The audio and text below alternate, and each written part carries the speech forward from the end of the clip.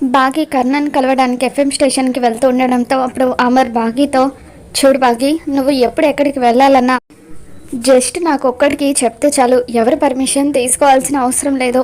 ఇంటికి స్టేషన్కి ఎలా వెళ్తావని చెప్పి అంటూ ఉంటే, నేను క్యాబ్లో వెళ్తానని బాగి అంటుంది. పద, నేను నిన్ను డ్రాప్ చేస్తానని చెప్పి అమర్ అంటాడు. దాంతో బాగి ఎంతగానో ఆనందపడిపోతూ ఉంటుంది. తర్వాత బాగి కిందకు వచ్చాక రాతోడు ఆయన ఈరోజు నన్ను డ్రాప్ చేస్తానన్నారు. ఆయన డ్రైవ్ చేస్తూ ఉంటే నేను ఆయన పక్క సీట్లో కూర్చుంటాను రాతోడు ప్లీజ్ అని చెప్పి బాగి అంటూ ఉంటే, అమ్మో నేనుండగా సార్ని డ్రైవ్ చేయమని నేను ఎలా చెప్పగలనని రాతోడు అంటాడు. తర్వాత తనకి కడుపుల నొప్పి వచ్చినట్టుగా రాతోడు నాటకం ఆడతాడు. సార్ బాగా కడుపు నొప్పిగా ఉంది, నేను కడుపు నొప్పి తగ్గగానే మధ్యాహ్నం ఆఫీస్కి వచ్చేస్తాను, మీరు వెళ్ళండి సార్ అని చెప్పి రాతోడు చెప్పడంతో ఇక అప్పుడు బాగి రాతోడు ప్లాన్ తెలుసుకుని ఎంతో ఆనందంగా అమర్ డ్రైవ్ చేస్తూ ఉంటే అమర్ పక్కన కూర్చొని కార్లో వెళ్తూ ఉంటుంది. మరో పక్క గుప్తా చిలకగా మారి 6 వస్తువులు అనామిక ముట్టుకునేలాగా చేద్దామని అనుకుంటాడు.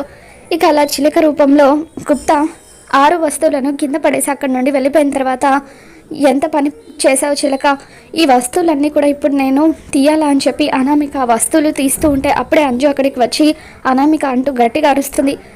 మా అమ్మ వస్తువులను మా నాన్న ఎంత జాగ్రత్తగా చూసుకుంటాడో తెలుసా, నువ్వు వాటిని కింద పడేస్తావా అని చెప్పి అంజు అంటూ ఉంటుంది.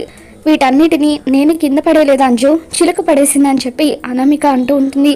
ఏంటి, చిలక పడేసిందా అని చెప్పి అంజు ఆశ్చర్యంగా అడుగుతుంది.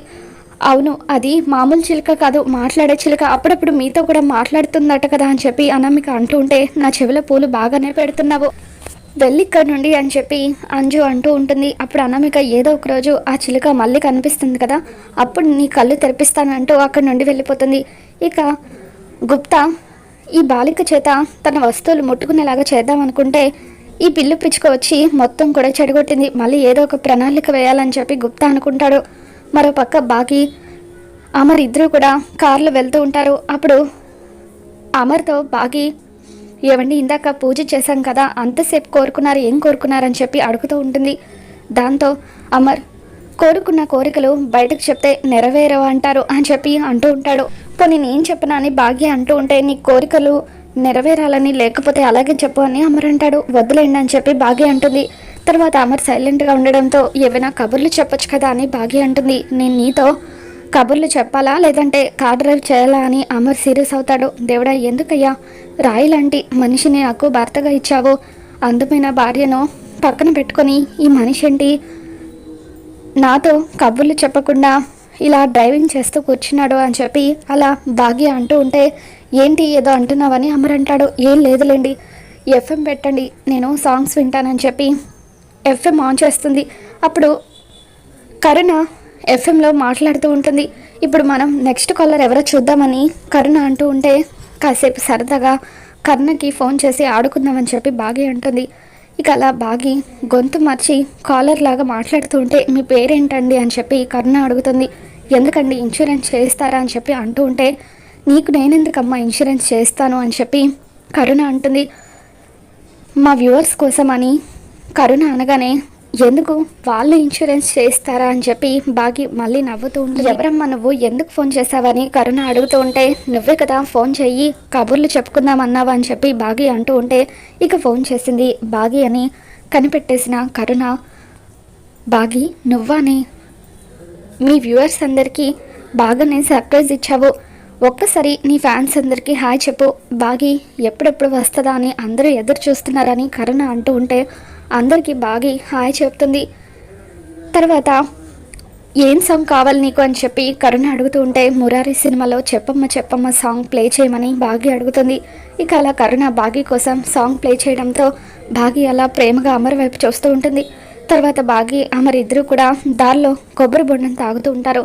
ఇద్దరు అలా కొబ్బరి బొండం తాగుతూ ఉంటే ఇక ఇద్దరూ కలిసి ఒకే కొబ్బరి బొండంలో 2 స్ట్రాలు వేసుకొని తాగుతున్నట్టుగా బాగి ఊహించుకుంటుంది. మరోపక్క అనామిక, అమర్ వాళ్ళ అమ్మ నాన్న వీళ్ళు ముగ్గురు కూడా హాల్లో కూర్చొని ఉంటారు. ఎఫ్ఎం ప్రోగ్రామ్ అంటే నాకు కూడా చాలా ఇష్టం అండి, ఒకప్పుడు కాఫీ కబుర్లు ప్రోగ్రాం కోసం నేను ఎంతో ఎదురు చూసేదాన్నని అనామిక అంటూ ఉంటే, ఆ ప్రోగ్రామ్ చేసింది మరెవరో కాదమ్మా మా కోడలే అని చెప్పి వాళ్ళిద్దరూ కూడా అంటూ ఉంటారు. ఏంటి మీరు చెప్పేది నిజమా అండి, అంత ఫ్యాన్ ఫాలోయింగ్ వదిలేసుకొని బాగి అలా ఎలా ఉంటుంది అని చెప్పి అంటూ ఉంటే, ఈ ఇంటి కోడలుగా మమ్మల్ని చూసుకోవడానికి తనకు నచ్చిన ఉద్యోగం కూడా తను వదిలేసిందమ్మా అని చెప్పి నిర్మలమ్మ సదాశివం గారు అంటూ ఉంటారు. పాపం తను నచ్చిన ఉద్యోగాన్ని వదిలేసినా కూడా ఇప్పటికీ మా వాడికి దగ్గర మాత్రం అవ్వలేకపోయిందని చెప్పి వాళ్ళు బాధపడుతూ ఉంటే, మీరేం బాధపడకండి, వాళ్ళిద్దరిని దగ్గర చేయడానికి నేను కూడా ప్రయత్నిస్తాను, మీకు మంచి మంచి ఐడియాలు ఇస్తాను. సంవత్సరం తిరిగేలోగా ఈ ఇంట్లో బుడి బుడి అడుగులతో ఒక చిన్ని బాబో పాపో వస్తారు అని చెప్పి అనామిక అంటూ ఉంటే, ఇక అప్పుడు ఇదంతా వింటున్న మనోహరికి ఒళ్ళు మండి, ఏ నీ పనేంటి, ఈ ఇంటికి కేర్ టేకర్గా పిల్లల్ని చూసుకోవడానికి వచ్చావా, ఇంకేం చేయడానికి వచ్చావా అని చెప్పి అలా మనోహరి అనామిక మీద మండిపడుతూ ఉంటుంది. మరి రాబోతున్న ఎపిసోడ్లో ఏం జరగబోతుందో మళ్ళీ మన ఛానల్లో తెలుసుకుందాం. ఈ వీడియో మీకు నచ్చినట్లయితే తప్పక లైక్ చేయండి.